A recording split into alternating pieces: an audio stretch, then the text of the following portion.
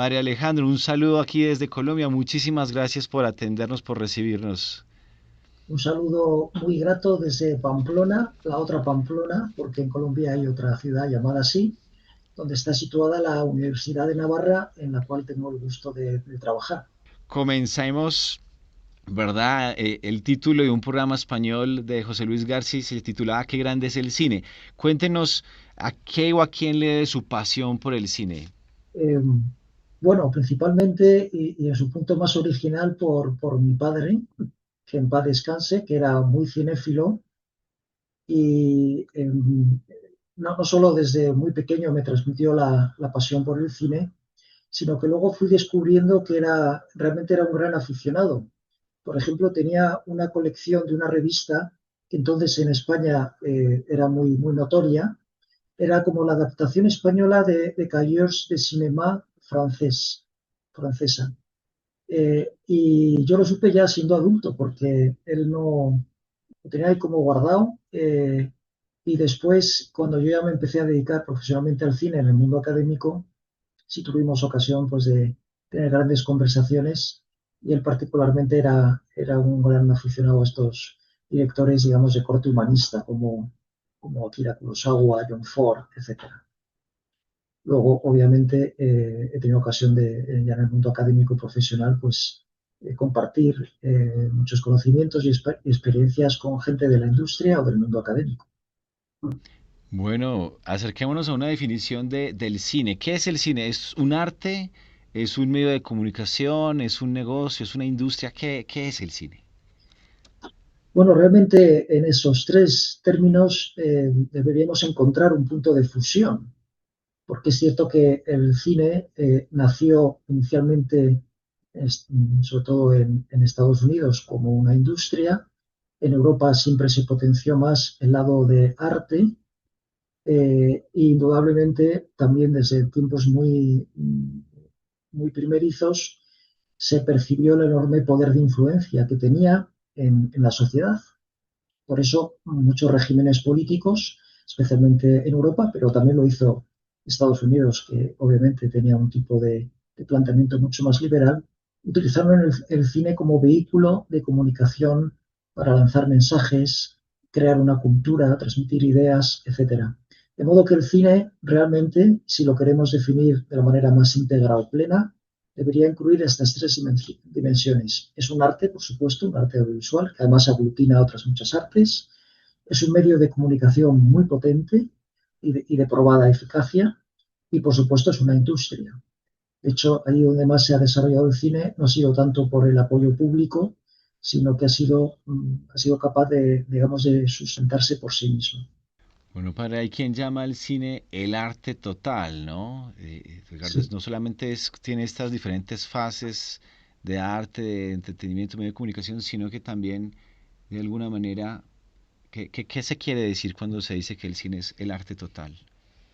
Bueno, esto es algo que ya se percibió muy al principio, porque hay que recordar que el cine, tal como lo conocemos, se fue haciendo a sí mismo. Es curioso acudir a la historia para darse cuenta que las primeras producciones audiovisuales no tenían ningún tipo de interés artístico. Era una mera excusa para vender los aparatos. Digamos, los primeros cineastas fueron los inventores de las primeras formas de proyección cinematográfica que querían vender tanto las cámaras como los proyectores. Entonces, como en abstracto no se vendían, tenían que mostrar para qué servían, ¿no? Y ver esas imágenes en movimiento que al público realmente les parecía como algo mágico, ¿no? Eh, eh, Después, poco a poco, entraron como estas visiones, eh, gente artista o con gusto audiovisual, que procedían a veces del mundo del teatro, del mundo de la fotografía, que querían experimentar con esta nueva forma de expresión y digamos que fue asumiendo lo que ya se hacía en esos otros campos. El cine vive, al principio bebe mucho del teatro y así como también el teatro es un arte coral, tenemos el director de actores, está la escenografía, el diseño de vestuario, la música, etcétera. Todo esto se fue incorporando progresivamente al cine. ¿Qué fue lo más específico y original? El propio lenguaje audiovisual. Hubo que desarrollar un lenguaje, igual que estaba ya muy trillado en el caso escrito. Cualquier escritor bien cultivado sabe utilizar las palabras, sabe crear un momento emocional con las frases, sabe manejar el lenguaje. Todo esto había que aprender a hacerlo con la imagen y posteriormente también con el sonido. O sea que en un primer momento, a ver, corríjame padre, los hermanos Lumière, digamos, lo que querían era vender cámaras y lentes, o sea, no tenían una Exacto. intencionalidad, digamos, artística o creativa, No, sino comercial, no tienen. digamos, Exacto, técnica. exacto. Y lo mismo en Estados Unidos, Thomas Edison y otros que también, cada uno, se conoce toda esta época precisamente como la guerra de patentes. Es decir, los inventores eh, patentaban sus modelos, sus máquinas, sus proyectores, sus cámaras, con intención de que esa patente prevaleciera quizá sobre el resto y para comercializar esas patentes tenían que ofrecer contenidos. Así empezó realmente. Muy interesante. El filósofo español Julián Marías afirmó en alguna ocasión que la gran potencia educadora de nuestro tiempo, incluso más que la universidad, era el cine. Y usted que conoce muy de cerca estos dos ámbitos, el cine y la universidad, ¿qué opina de esta afirmación de Julián Marías? Bueno, es una prueba ya constatada a lo largo de este último siglo, un poco largo ya, desde que se inventó el cinematógrafo. Eh, es también curioso observar cómo desde una época muy temprana, hablo de la primera y segunda década del siglo XX, surgieron ya muchas voces, tanto en Estados Unidos como en Europa, que apuntaban o intentaban, digamos, manifestar con un cierto tono de alarma la influencia tremenda que tenía el cine en comparación con lo que hasta entonces había sido otros espectáculos de cultura popular, como era el teatro, como era el circo, etcétera. ¿Qué tenía la imagen y posteriormente la imagen y el sonido en esas historias que se creaban para la pantalla para que produjeran ese efecto en el público? Era una especie de facilidad tremenda para vivir lo que ya los griegos habían explicado, por ejemplo, aplicado al teatro, que era la catarsis. Es vivir la vida de los otros, pero atravesar toda esa especie de montaña rusa de emociones que una historia nos presenta a través de los ojos de los protagonistas y de alguna manera hay una implicación personal.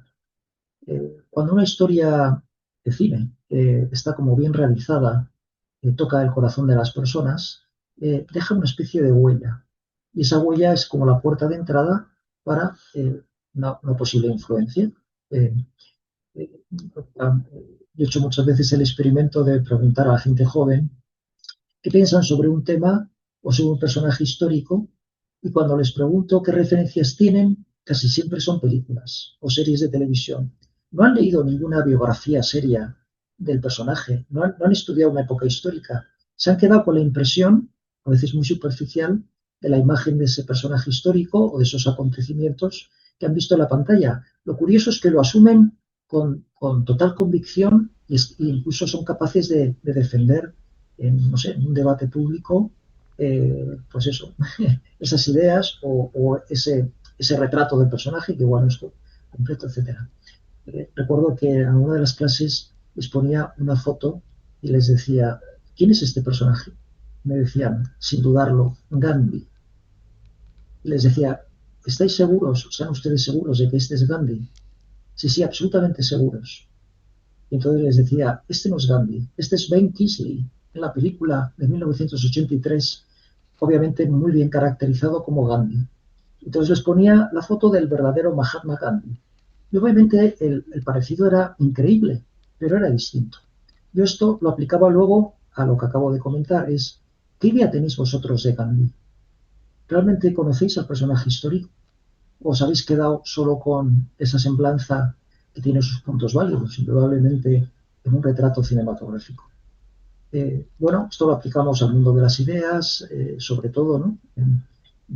Bueno, de modos de vida, qué es lo bueno, qué es lo malo, cuáles son los puntos de referencia éticos, por qué esto está bien, por qué está mal, etcétera. Y efectivamente el cine ha tenido un peso incuestionable en esa formación de, como decían los sociólogos también, de como configurador del imaginario social, eh, que luego pasa también a la influencia personal. Claro. Pero se puede decir entonces que buena parte de nuestro conocimiento de la historia, del conocimiento que tienen los jóvenes de la historia, está como mediado por el cine, por el acercamiento que han hecho a través del cine.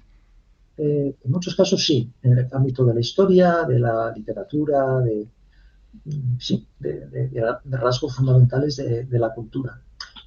No, como es lógico, la intención de quienes han hecho esas películas no es instituirse en la única fuente de conocimiento, porque luego uno es muy libre, pues eso, de leer libros, etcétera. De hecho, a veces pasa, me ha gustado mucho esta película o me ha interesado este personaje, pues luego a veces acudo, ¿no?, a leer una biografía o por el estilo. Bueno, usted mencionaba ahorita que expertos de las ciencias sociales afirman que las películas ejercen una gran influencia en la configuración de actitudes, de mentalidades individuales y sociales.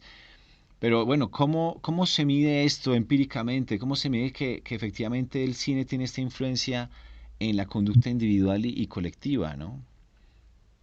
Sí, también en una época muy primeriza, fueron los años 30, comienzos de los años 30 del siglo XX, en Estados Unidos hubo una institución que era la Fundación Payne, que realizó un estudio muy exhaustivo sobre la influencia del cine. Lo hizo con lo que entonces eh, se conocía o se utilizaban de métodos sociológicos.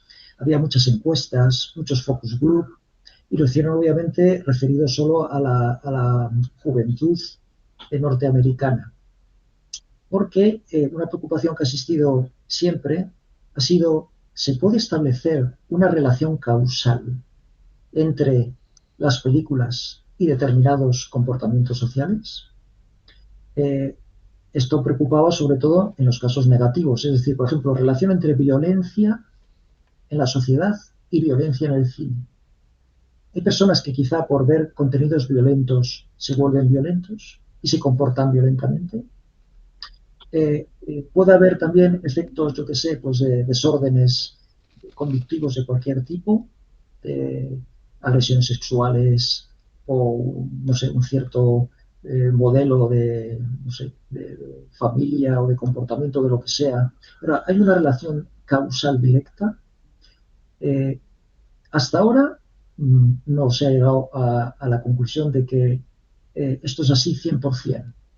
Se admite que hay una influencia, porque también haciendo esos estudios sociológicos, a veces incluso en gente ya con, ¿no?, pues, con ciertas tendencias, se ha visto que si hay un consumo. Antes se hablaba solo de cine, ahora por ejemplo se habla de videojuegos. A veces hay estas personas que por desgracia pues tienen un poco el norte o la cabeza y a veces pues sobre todo en países como Estados Unidos cometen atentados o tiroteos o cosas por el estilo, suelen tener un patrón de comportamiento.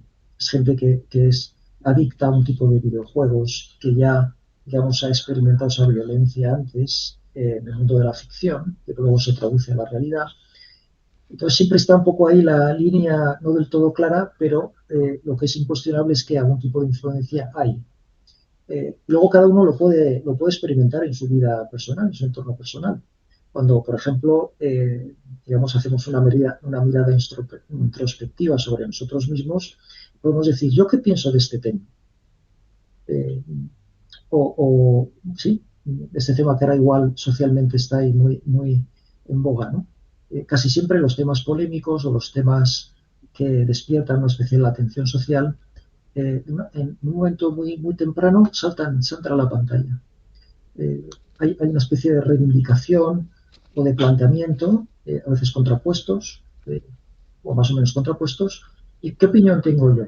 Y muchas veces hemos de reconocer que mm, nos queda esa tendencia, esa inclinación que nos ha dado ver una determinada película, o cómo ha tratado eso en una determinada película. Los expertos suelen distinguir entre, digamos, el efecto de orden psicológico en la persona, que tiene que ver también con el propio poder que tiene el medio, o sea, las condiciones, digamos, de vulnerabilidad o de influencia que tiene un espectador, esto sí está estudiado también desde hace mucho tiempo, tiene mucho que ver con las condiciones en que uno recibe ese mensaje.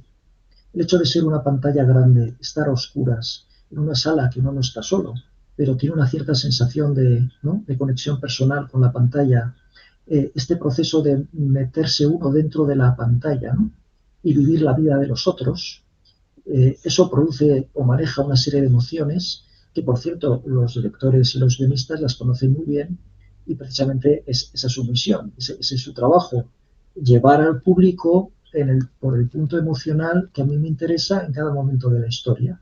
¿Para qué? Para que reciba unos impactos que facilitan el que disfrute de la historia en cualquier sentido. Hay historias que son para reír, historias que son para llorar, historias que son para sufrir, pero consigue meternos en la piel del personaje. Bueno, este efecto individual tiene luego una proyección social, porque no me pasa solo a mí. Es una experiencia común que le pasa a todo el mundo en la sala. Por eso a veces hay también experiencias colectivas.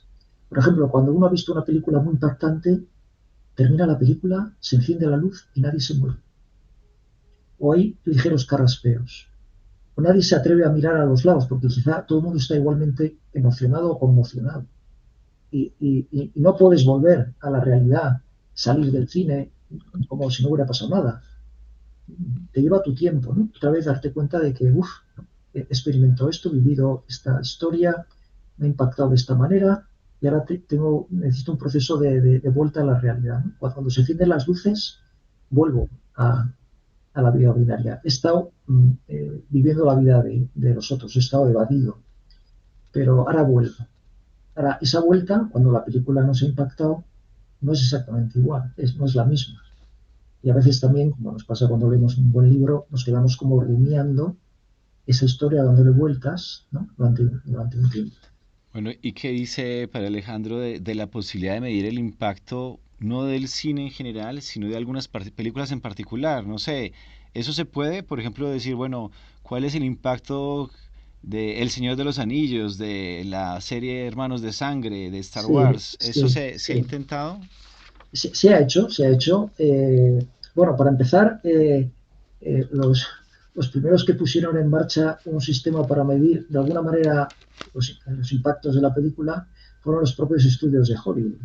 Porque antes de establecer la campaña de marketing, ellos, por cierto, suelen gastar en el marketing de una película al menos lo mismo que ha costado hacer la película, lo cual son cifras astronómicas. Pero en Estados Unidos, desde hace también mucho tiempo, los departamentos de marketing lo que hacen son proyecciones de la película previamente al estreno en pequeños focus group, o a veces alquilan un teatro y lo llenan de gente, no de gente cualquiera, de un target que a ellos les interesa, porque hay gente que recluta gente para ir a esa proyección.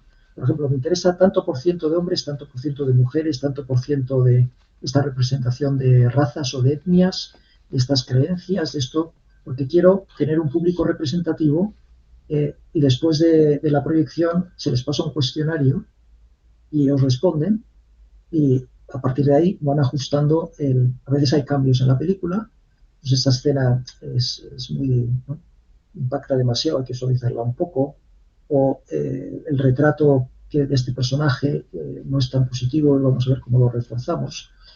Luego, a nivel sociológico, se han hecho cosas, especialmente con estas películas que son de mayor éxito. Yo mismo tuve la oportunidad de, de poder participar en un estudio muy interesante que se hizo en España, aunque era a nivel europeo, una parte sobre precisamente el impacto que tuvo El Señor de los Anillos, la trilogía del Señor de los Anillos. Eh, el proyecto incluía todo, desde la adaptación de la novela al guión, la producción como tal, que fue muy única y singular, porque a ojos de todo el mundo era una super mega producción, porque era hacer casi 3 películas a la vez, en cuanto a cifras, ¿no?, de presupuesto, pero el planteamiento, honradamente, que tuvieron era como una producción, una pequeña producción independiente. Entonces, o sea, ellos inventaron un modo de hacer una gran producción con unos medios muchísimo más escasos de los que realmente parece en pantalla, ¿no? Pero luego se hizo un estudio de recepción, y esto se hizo a nivel europeo. Y era una serie de académicos en distintos países de Europa utilizaron un mismo cuestionario que pasaron a público joven que había visto las películas y analizaron los resultados y los estudiaron comparativamente. Y es curioso, por ejemplo, para poner esto un caso que depende en qué países hay personajes que tienen más encanto o que resultan más protagonistas que en otros, ¿no? Por ejemplo, en los países, aparte del protagonista indudable que es Frodo, ¿no?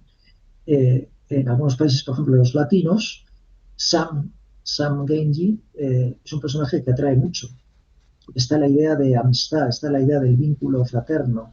En cambio, en los países del norte de Europa, el personaje preferido es Aragorn, porque también representa un poco no sé, pues quizá la nobleza celta o lo que sea. En otros países era Gandalf, ¿no? El personaje que resultaba en el fondo más atractivo. O sea que se va viendo ya las circunstancias más de idiosincrasias de cada país. Pero estos estudios se hacen y sobre todo, como decía antes, intentando buscar el nexo de conexión entre eh, visionado de películas y posteriores comportamientos sociales.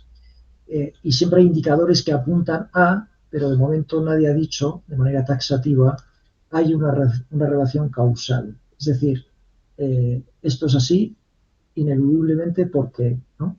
Porque antes ha visto esta película. Porque de hecho, en el fondo, luego depende de cada espectador. Unos pues, pueden tener ya una inclinación a algo y otros ven esa película y no les influye tanto. ¿Por qué nos resulta tan atractiva esa representación dramática de la vida humana? ¿Por qué el ser humano como que está necesitando ver, escuchar historias, leerlas, verlas en pantalla? Pues para responder a esto de manera profunda, obviamente deberíamos hacer también incluso alguna referencia antropológica. El ser humano es un ser narrativo. El ser humano es un ser que se va haciendo con el tiempo. Y aquí se conjuntan dos elementos muy importantes, que son la propia identidad, descubrir quiénes somos, en qué medida el destino está en nuestras manos y cómo nosotros vamos creando nuestro propio camino a través de nuestras decisiones libres. Eh, Todo esto paralelamente a la necesidad que tenemos de mirarnos a un espejo, de tener puntos de referencia, especialmente porque la intención de todos es eh, aprovechar la vida de la manera más correcta posible, porque vida solo hay una. Tomar las decisiones correctas ante esas encrucijadas, ¿no? Que presenta muchas veces la propia biografía. Digamos, ese espejo que representan eh, gente que, digamos, ha tomado las decisiones correctas o ha hecho de su vida algo valioso, a nosotros eso nos sirve, lo buscamos. Eh, También tenemos una especie de necesidad de compartir emocionalmente, porque somos seres por naturaleza empáticos, unos más, otros menos. Pero este rasgo también es muy propio del ser humano, somos seres relacionales. Y, eh, y hay una conexión humana muy especial cuando se produce este fenómeno de compartir. Eh, Obviamente tiene también que ver con el carácter, digamos, espiritual del hombre, es decir, las facultades, ¿no? De la inteligencia, la voluntad, la libertad, los afectos, etcétera. Por eso se trata, obviamente, de un caso único. Solo el hombre es capaz de crear cultura. Y la cultura, por cierto, no es otra cosa que la humanización del mundo. Eh, digo, estas ideas un poco a la pluma para dibujar el marco en el cual se podía inscribir esta respuesta, la respuesta que en el fondo esa pregunta que me hacía busca.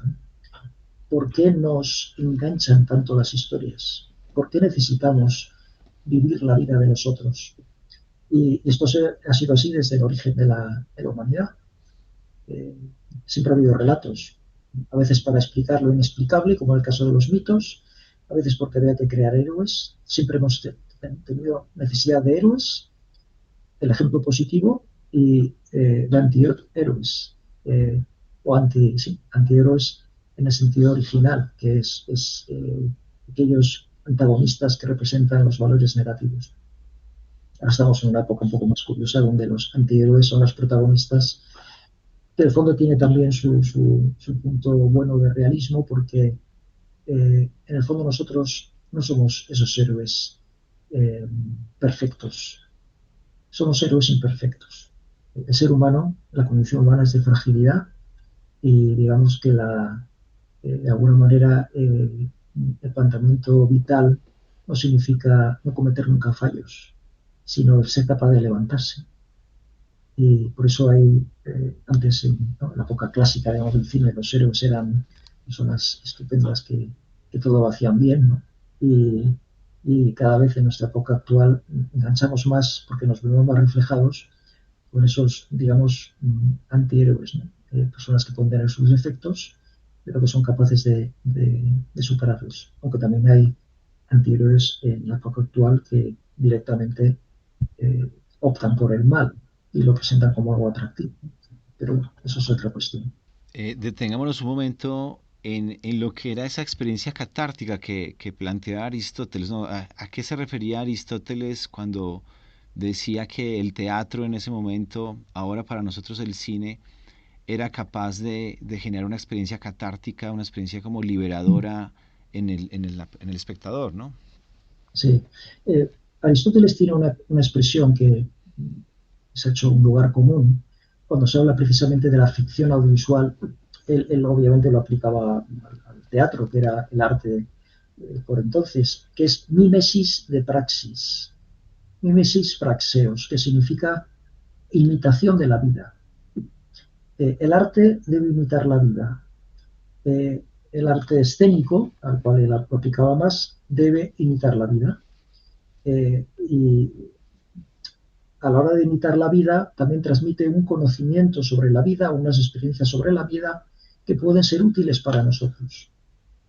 La catarsis es ese fenómeno que se produce cuando eh, uno ha sido capaz de ponerse tanto en la piel del otro, del protagonista, que de alguna manera ha vivido la experiencia personal de tomar esas decisiones y las consecuencias que eso ha tenido.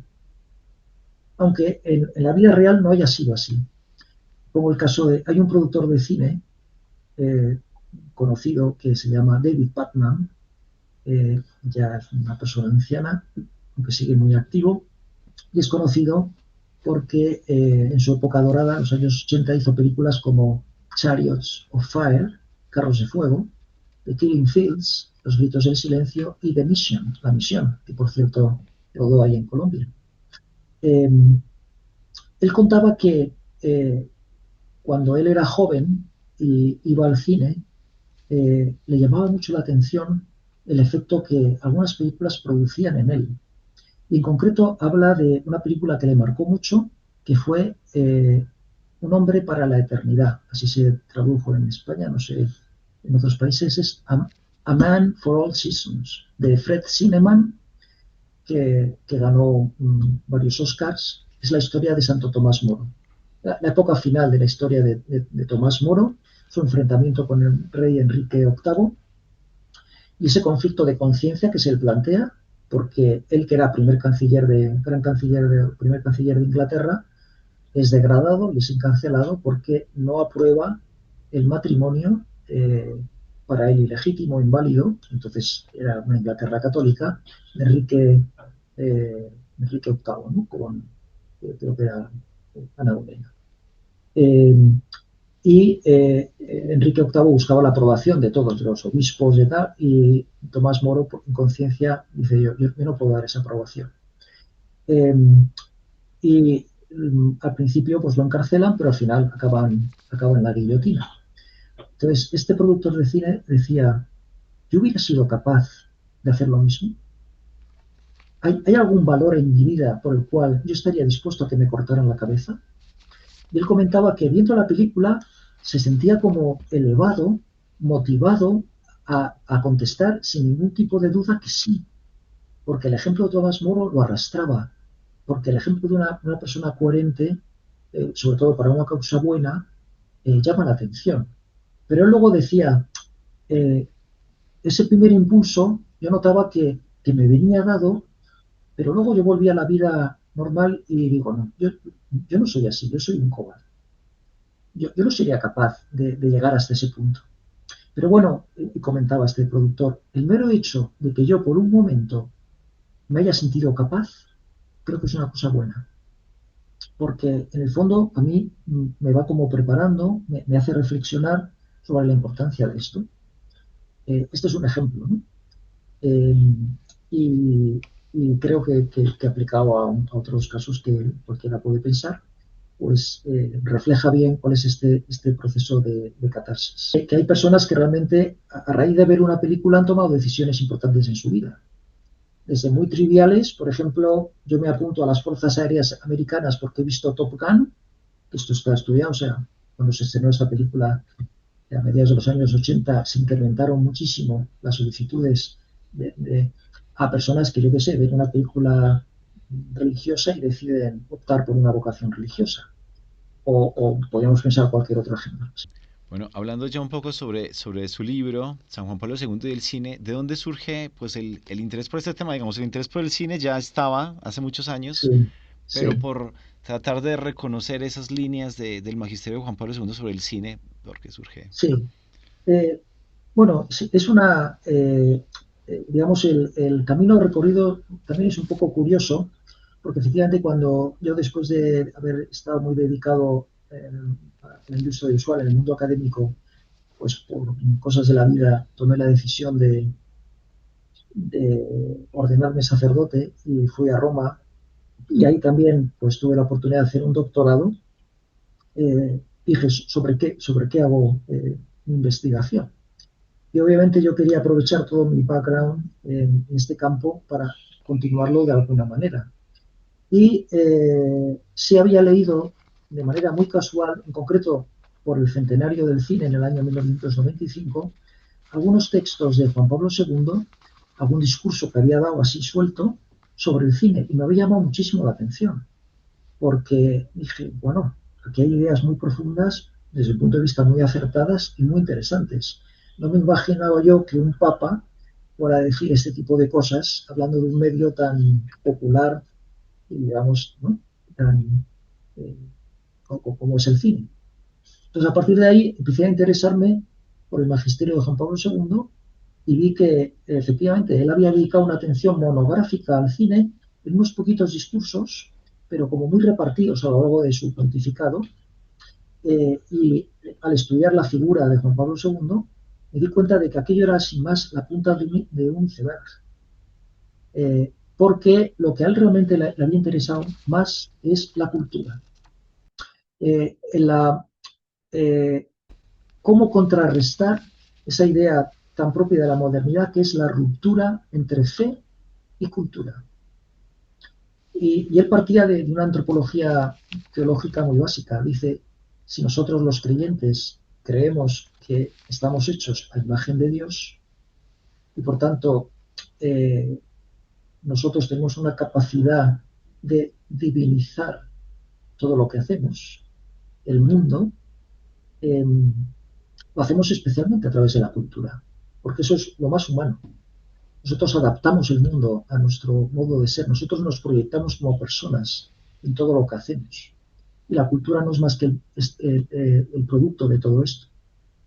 Eh, Él hay que recordar que por su propia biografía, eh, hombre polaco, papa polaco, pero bueno, sobre todo en primer momento joven polaco, que lleva sentido esa inclinación para ser sacerdote, pero antes que descubrir su vocación sacerdotal, él era un hombre de cultura, un universitario, le encantaba la filología, la literatura y también el teatro.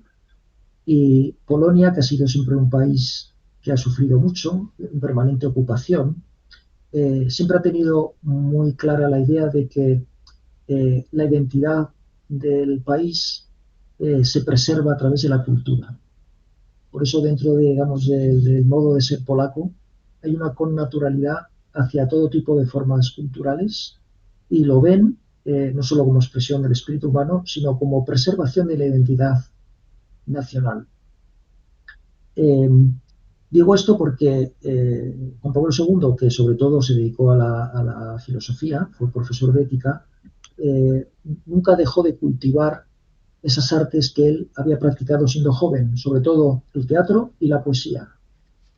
Eh, Incluso escribió obras de teatro, no solo las representó como actor. Eh, y por tanto tenía una especie también de connaturalidad hacia toda forma de expresión cultural. Esto era un interés suyo como persona, digamos, como hombre, que luego no dejó por el hecho de pasar, digamos, a ser sacerdote y pues a obispo, arzobispo y cardenal.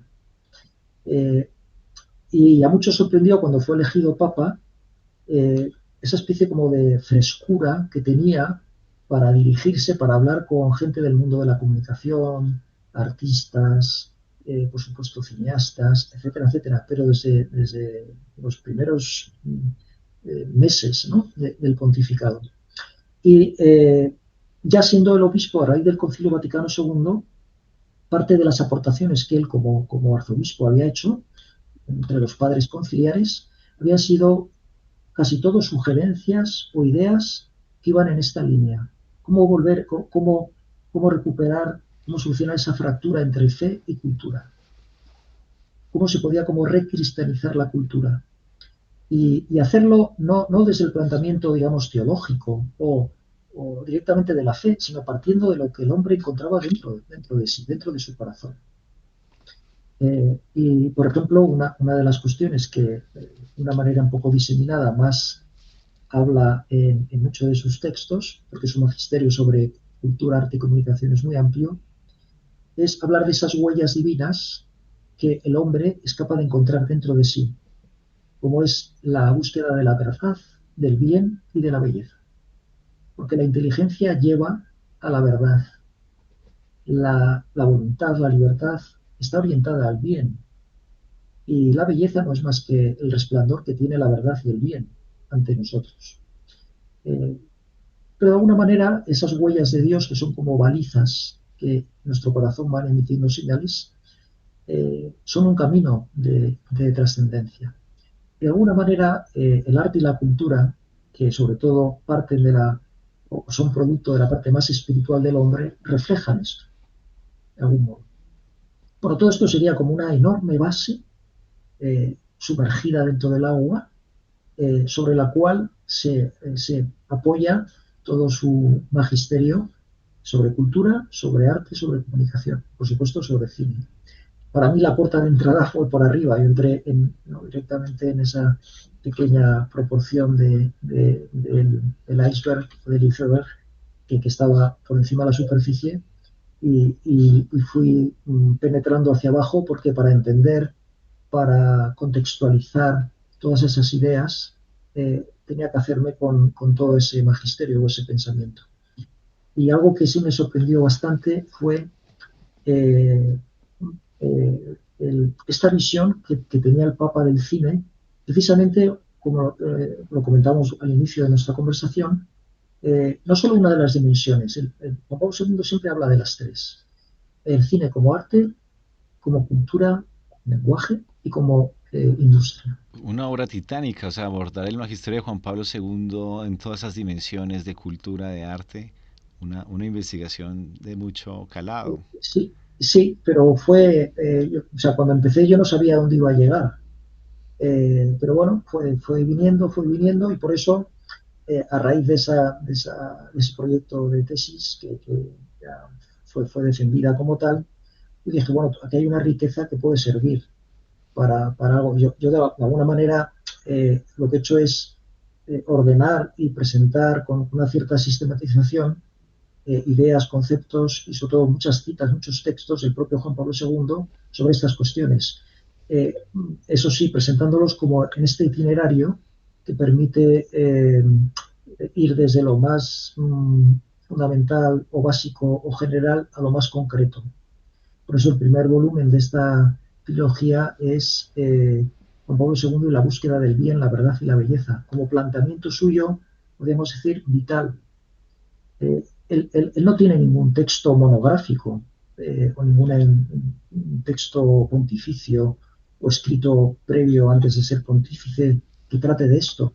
Pero lo que descubrí precisamente es que tanto su camino en la filosofía, primero ética, después teología, como la práctica antes del arte, todo el mundo dice la poesía de Juan Pablo II que se han publicado, son poesías muy profundas y va directamente o sea, se encuentra en ecos de esto, ¿no? De la aspiración que tiene el hombre por descubrir la verdad sobre sí mismo.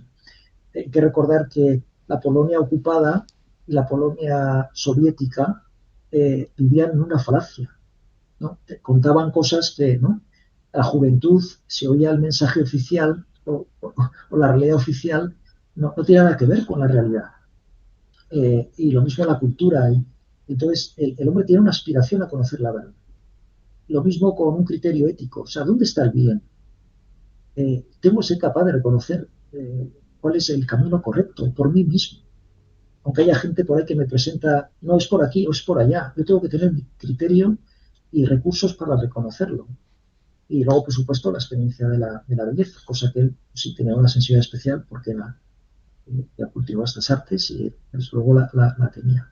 Pues marcar ese camino. Él tiene una teoría de la cultura, que de hecho escribió unos textos muy interesantes antes de ser papa sobre la cultura, qué es la cultura y cómo cristianizar la cultura. Y luego todo lo demás viene después. Su carta a los artistas eh, o estos textos sobre el cine, ¿no? Esto es más que, es como el último paso con toda esa especie de humus que él mismo había ido trabajando.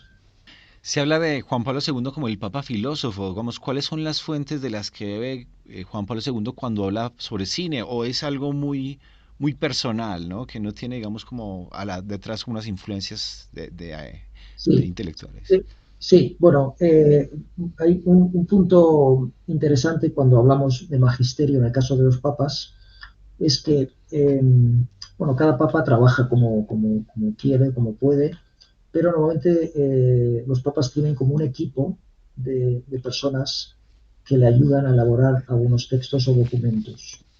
Yo estoy convencido que en el caso de los textos sobre cine, el Papa recibió esas ayudas.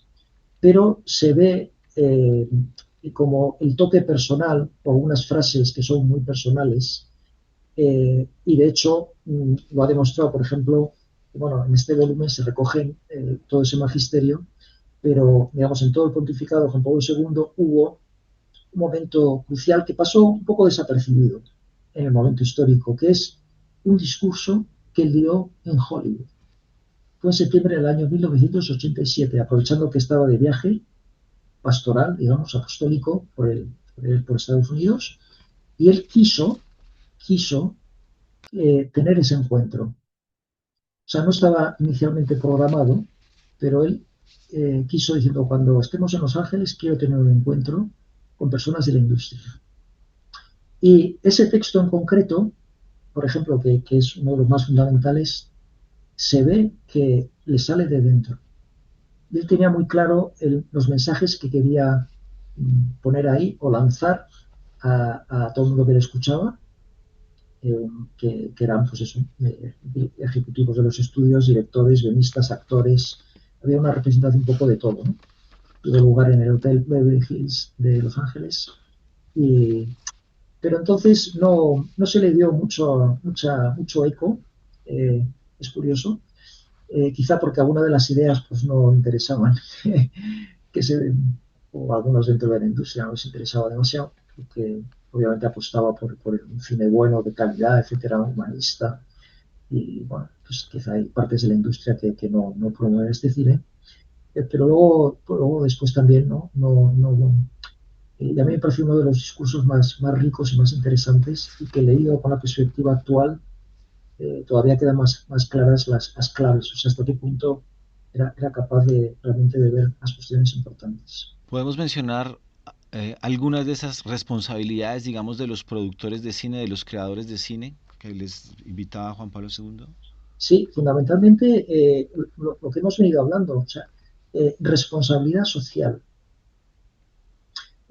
Aquellos que se dedican al cine tienen que darse cuenta que no trabajan en una fábrica de zapatos, no están haciendo un tipo de, ¿no? digamos, de productos que son inocuos, todo lo contrario, influyen muchísimo. Eh, Voy a parafrasear ahora precisamente a David Putnam, que, al cual también tengo el placer de conocer, no solo personalmente, sino porque, digamos, en el ámbito civil, académico, antes de ser sacerdote, cuando yo terminé la carrera y me especialicé en el mundo visual, mi tesis la hice sobre David Putnam. Y me llamó la atención que era un productor de cine, aparte que había hecho estas películas que a mí me parecían memorables, que él tuvo un proceso como de conversión interior, no desde el punto de vista religioso, sino personal. Porque él durante una época, siendo un productor joven, hizo películas de todo tipo. Sobre todo se veía, bueno, porque tenía otros con amigos, con gente conocida, y sobre todo se veía una oportunidad de mercado. Y él, por ejemplo, hizo la película de Midnight Express, Expreso de Medianoche, una película del año 78 dirigida por Alan Parker, que tuvo mucho impacto en su momento porque cuenta una historia real de un joven americano que es pillado en Turquía traficando con drogas. Entonces lo meten en una cárcel turca, y aquello era el infierno. Entonces es toda la historia de la experiencia de este joven en aquella cárcel turca, una película muy dura. Al final consigue escapar, es una historia real. Entonces hay una escena especialmente brutal en la película que tuvieron mucha duda si mantenerla o no. Brutal, pero real, o sea, sucedió en la realidad. Y cuando estaba ahí decidiendo el equipo de la película, decidieron dejarla. Y Putnam cuenta él que en un cine de Londres él fue al estreno de la película y se sentó atrás, de incógnito, porque quería ver, lo hacía con todas sus películas, quería ver cómo el público reaccionaba, ¿no? En cada momento de esto que hemos hablado, ¿no? De, digamos, la montaña rusa emocional. Entonces, él estaba convencido de que cuando iba a llegar esa escena, iba a provocar eh, rechazo, como disgusto, que la gente se iba a tapar la cara, que todas las cabezas en el cine iban así como a ocultarse, y sucedió lo contrario. Él decía, me di cuenta de que estaba en el circo romano, los gladiadores allí, ¿no? Cuando, mátalo, mátalo, gritando, o sea, algo muy sangriento como, ¿no? Él decía, claro, esta escena apela a los instintos más básicos. Y yo pensaba que, porque quizá a él le pasaba, que claro, una persona igual culta o más cultivada iba a provocar claramente un rechazo, pero para la gran masa era lo contrario. Y él le dejó tan tocado, ¿no? Tan afectado esta experiencia, que dijo, ¿yo qué estoy haciendo? ¿A qué me estoy dedicando? Yo, yo tengo un poder enorme en mis manos como productor de cine. Entonces, ¿qué tipo de sociedad quiero promover? Y fue ahí donde él dio un cambio. Y curiosamente las películas que vienen después son estas, que hemos mencionado antes. Bueno, pues Batman habla precisamente de esto, de responsabilidad social, o sea, coincide con Juan Pablo II, y tenemos que ser conscientes del poder que tiene el cine y utilizar ese poder para el bien, para promover el tipo de películas que yo quiero, promover el tipo de ciudadanos que yo quiero, plantear los temas, sí, a veces complicados, polémicos, pero con un planteamiento que a mí me parezca positivo. Quiero provocar reacciones positivas, quiero fomentar el diálogo o el entendimiento o la paz, no la polarización, por ejemplo, que hay ahora. Y esto yo lo puedo hacer a través de las historias que yo elijo, las historias que cuento, etcétera, etcétera. Pues sobre todo habla de esto Juan Pablo II. Bueno, y sobre la formación del espectador, ¿no? ¿Qué habría que decir? A veces el espectador somos como espectador muy pasivos, a ver qué hay, qué me van a mostrar, qué nos Sí, diría Juan Pablo II sobre esa necesidad de formarnos como pues espectadores. efectivamente también un descubrimiento para mí del entendimiento tan profundo que tenía Juan Pablo II de este medio es que él cubre absolutamente todo el proceso, ¿no? Toda la cadena, porque habla, pues se dirige a quienes hacen las películas, pero luego también incide mucho en la responsabilidad que tiene cada espectador de formarse. Y esto lo hace en un doble nivel, porque si son adultos es una cosa, pero cuando son menores, que por cierto este siempre ha sido un problema, como a veces los medios de comunicación influyen sobre los jóvenes, en un momento en que ellos están moldeando y quizá no tienen criterio propio, la responsabilidad de quienes están alrededor de esos jóvenes, la familia, los padres, los educadores, los poderes políticos también, que tienen su responsabilidad, pues efectivamente hay que contribuir a educar el gusto, educar el criterio, entender el lenguaje audiovisual, porque en nuestra cultura, ahora últimamente ha cambiado, como es lógico, pero nosotros la educación que hemos recibido fundamentalmente está basada en la letra impresa. Nos enseñan a leer, a escribir, a expresarnos por escrito y tenemos cierto dominio del lenguaje. Bueno, esto ahora con las nuevas tecnologías se ha perdido porque los jóvenes de hoy ya no leen, escriben, ¿no?, con abreviaturas en el móvil, quizá no tienen una gran riqueza de vocabulario, pero la cultura fundamentalmente se ha transmitido a través de la palabra. ¿Qué ha sucedido en los tiempos recientes? Que ha irrumpido este otro nuevo medio, en general, que es el medio audiovisual. Y tiene su propio lenguaje, su propio código, pero no estamos formados. En el colegio no nos explican cuál es ese lenguaje audiovisual o sonoro, para que nosotros podamos tener más criterio a la hora de interpretar no solo el mensaje que nos transmiten, sino cómo nos lo transmiten. Y luego, por supuesto, en cuanto a los contenidos, pues efectivamente también tener un mínimo de criterio, de madurez para discernir estas cuestiones que antes estábamos hablando. Eh, este es el Napoleón de Ridley Scott, recientemente estrenado el año pasado. Realmente Napoleón es así. ¿Por qué yo a veces hago suspensión ¿no?, de mi inteligencia y asumo directamente lo que me cuentan? ¿Por qué no tengo pensamiento crítico? ¿Por qué no completo lo que recibo con otras fuentes? Eh, Todo esto tiene que ver. ¿Qué es lo peculiar del cine? Que es un medio que sobre todo afecta en primer lugar a las emociones. El cine no es un medio cerebral. Quizá algunos libros sí lo son, muchos libros lo son. Entran por la cabeza, luego van a las emociones. Pero el cine es fundamentalmente emocional, por eso impacta tanto.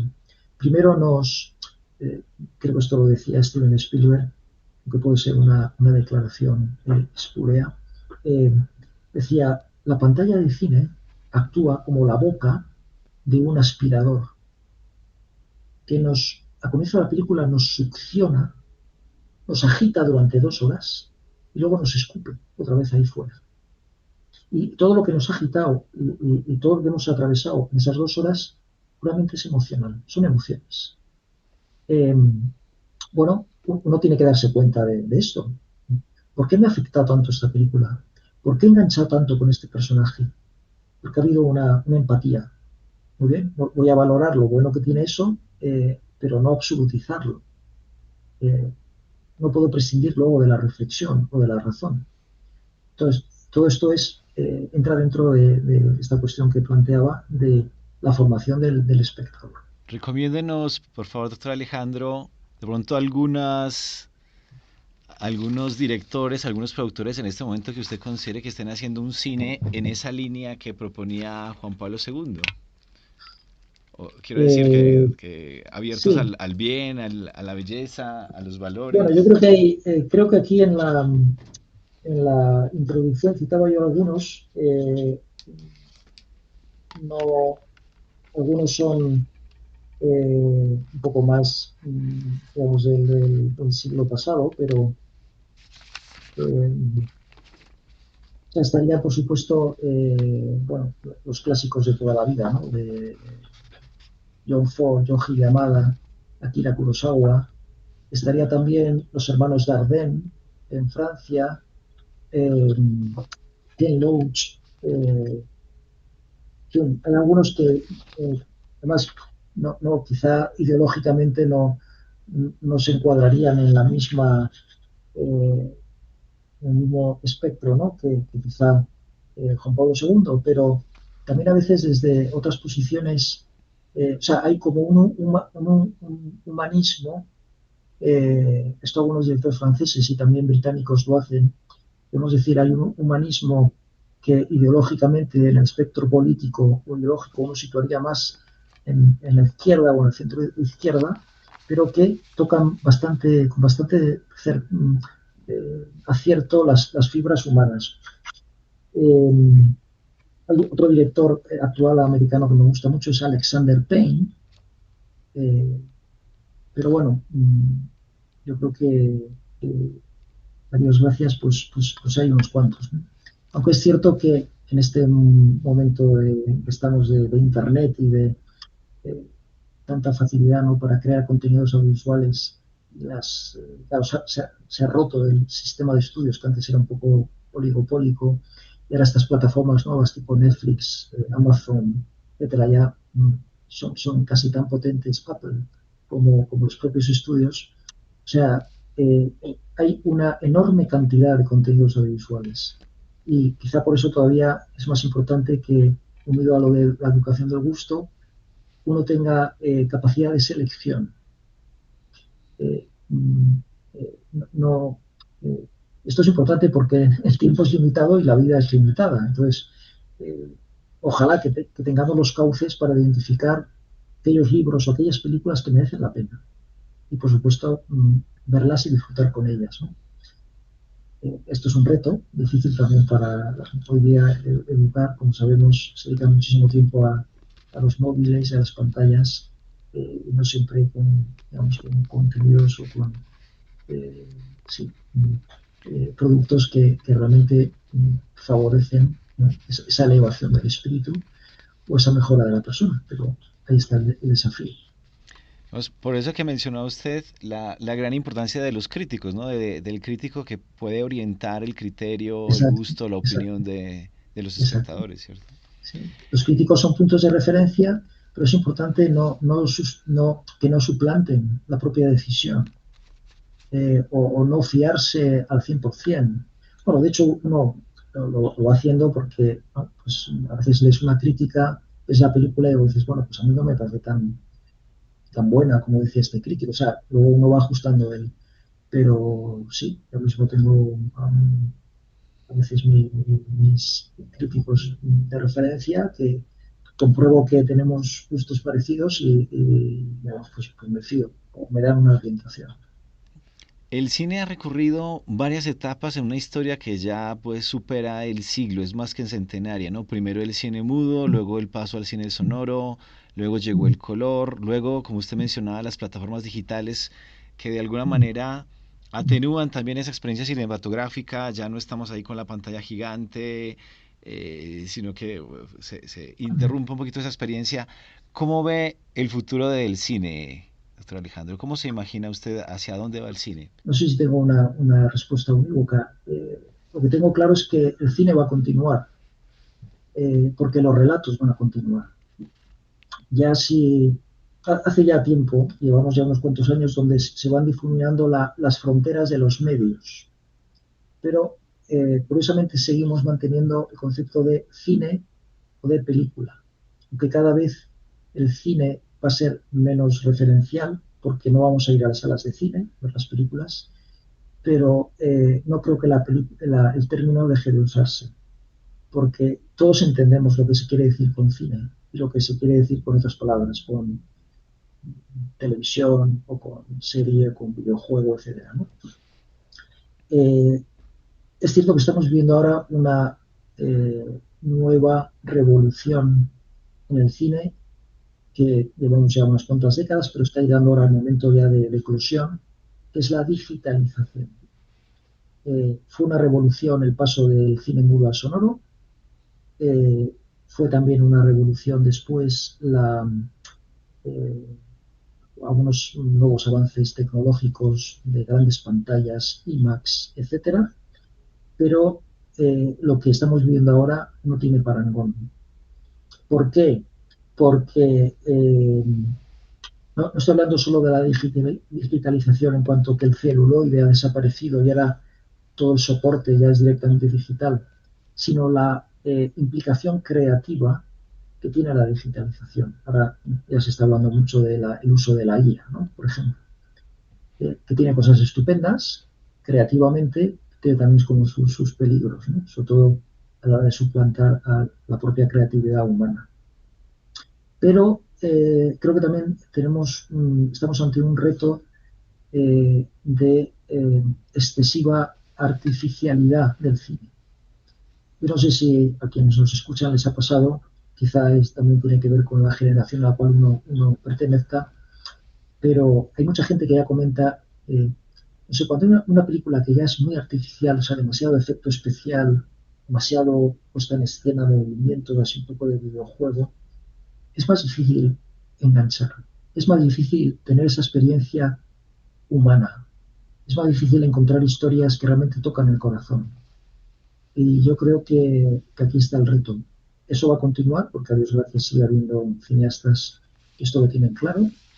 Y yo también vaticino probablemente que igual que en ámbitos culturales estamos viendo ya un cierto movimiento de retraimiento, por ejemplo, en colegios donde ya no se utilizan pantallas, donde se intenta otra vez volver a un tipo de educación más experimental, fenomenológica y humana, volver al cuaderno, ser capaces de salir fuera y contemplar algún paisaje bello y a partir de ahí hacer una reflexión, aproximarse a temas de una manera distinta, que no sea continuamente pantallas, IA o lo que sea. Yo creo que esto también lo vamos a ver reflejado en las producciones audiovisuales. Habrá un tipo de cine que será como más puro, más minimalista, más auténtico quizá, hecho con lo mínimo y no de manera artificial. Eh, y dentro de esto, porque en el fondo son cuestiones formales, ¿no? ¿Qué tipo de lenguaje visual o cámara, ¿no? recursos utilizo? El hecho de volver a contar o de seguir encontrando historias que realmente llegan al corazón. Creo que aquí hay un reto importante. Eh, yo obviamente mantengo la esperanza porque el ser humano no va a renunciar a su grandeza. Y aunque haya habido una cierta explosión de muchas cosas y hay como mucho ruido y a veces es difícil encontrar, ¿no?, lo bueno dentro de tanta oferta, creo que se irá abriendo camino, también porque el propio corazón humano lo necesita. Doctor Alejandro, de verdad, muy agradecidos por este espacio en el que nos ha abierto un poco de su conocimiento y que ha sido pues todo un privilegio poder escucharle. Muchas gracias a ustedes por la invitación. Un placer compartir estas cosas con los oyentes. Y nada, les deseo mucho ánimo en esta aventura. Toda iniciativa de estas son estupendas. Una prueba más de hasta qué punto se ha facilitado, ¿no?, el acceso a la tecnología y el poner a disposición de tantas personas contenidos que puedan ser interesantes. Y nada, rezo por usted que lleva el programa y por todos los oyentes que nos escuchan.